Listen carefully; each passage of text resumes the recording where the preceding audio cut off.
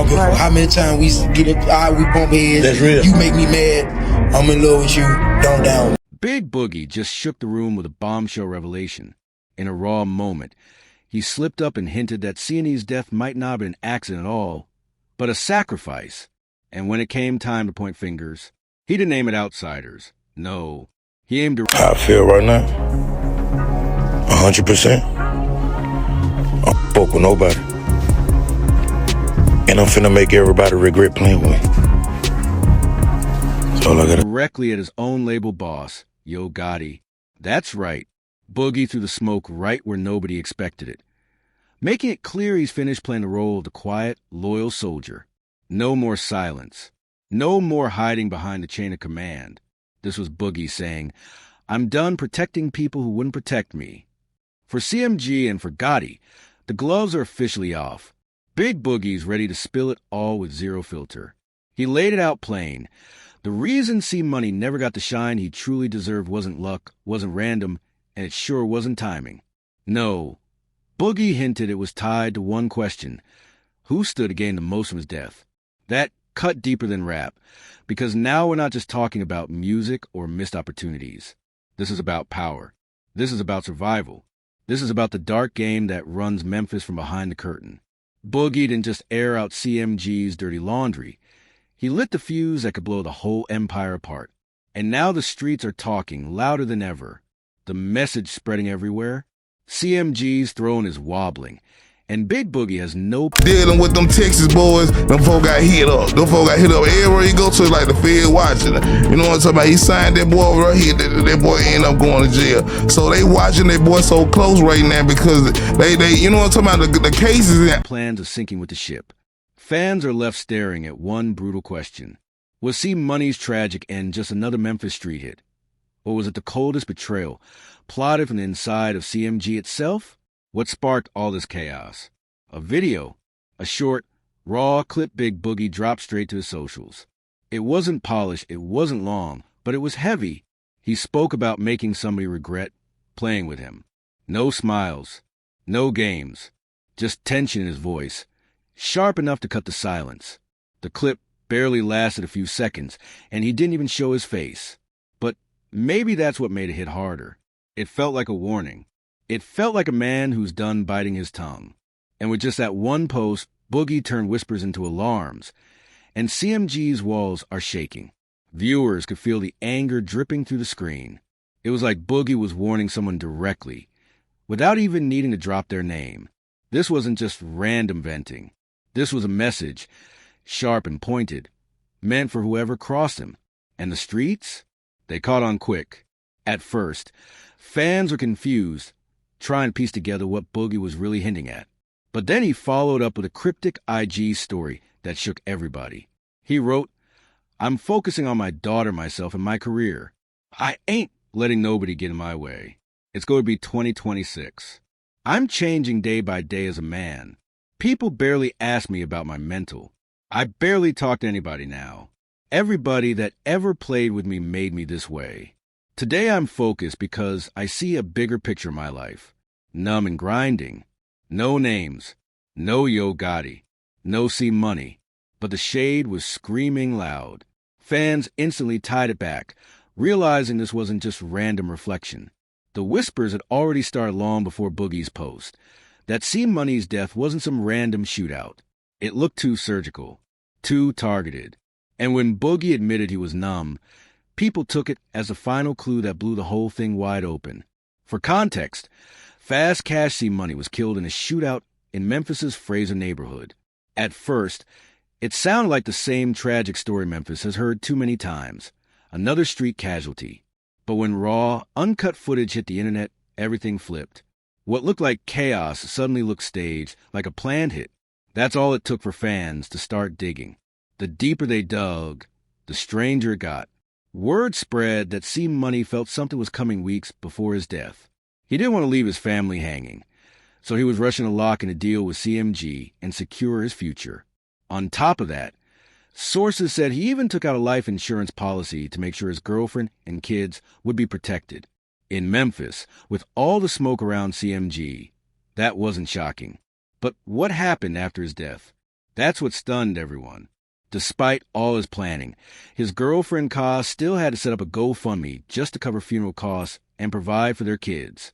She dropped a link in a Facebook tribute, writing, "Courtney taught me so much. So happy we got to love on each other. You took my heart with you for real.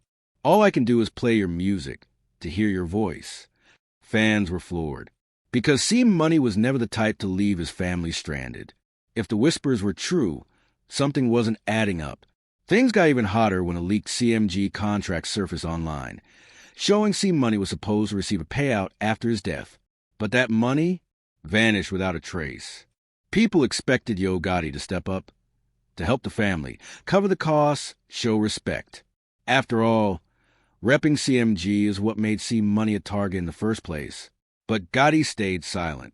No post, no tribute, no visits, no money, nothing.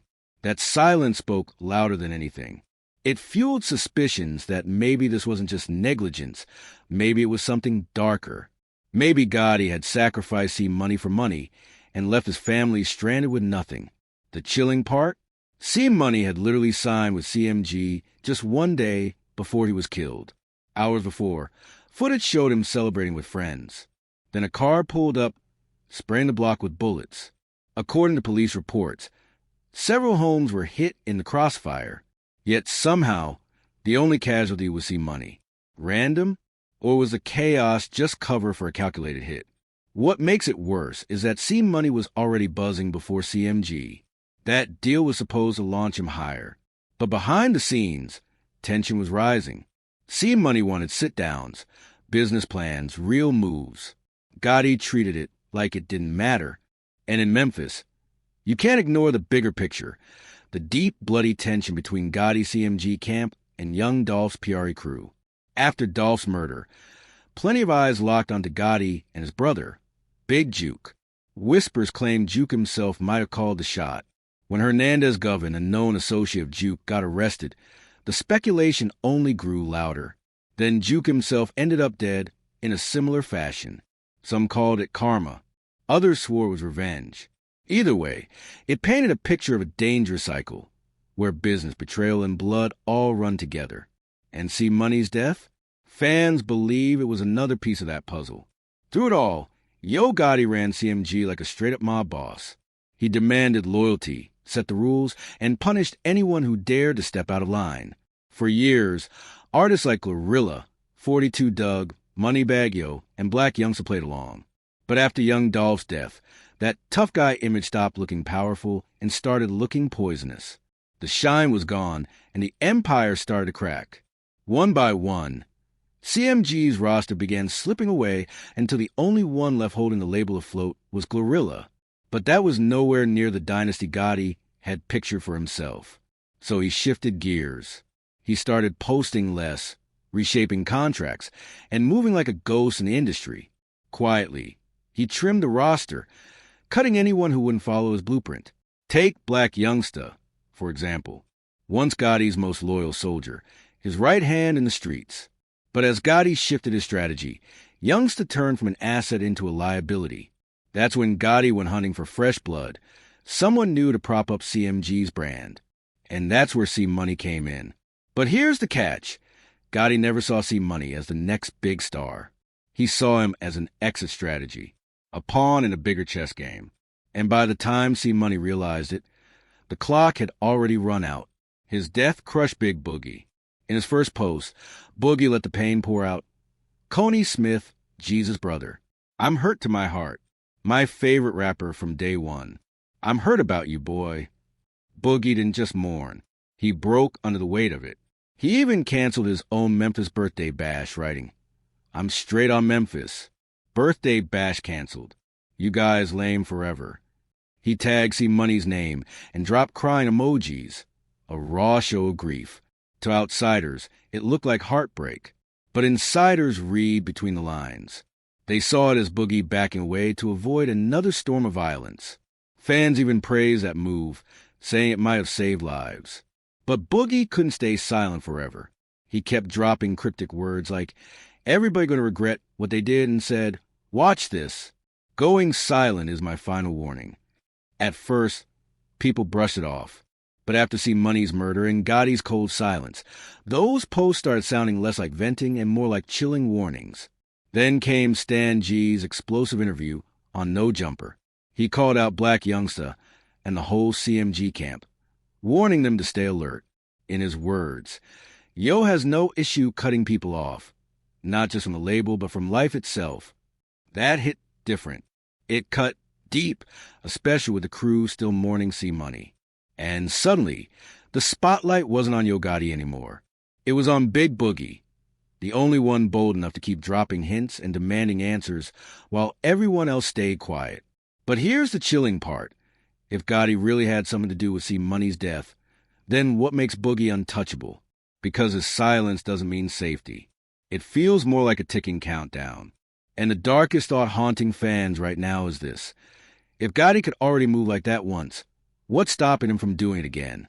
Every post, every lyric, every cryptic line from Boogie has people wondering, is he warning the world or warning himself?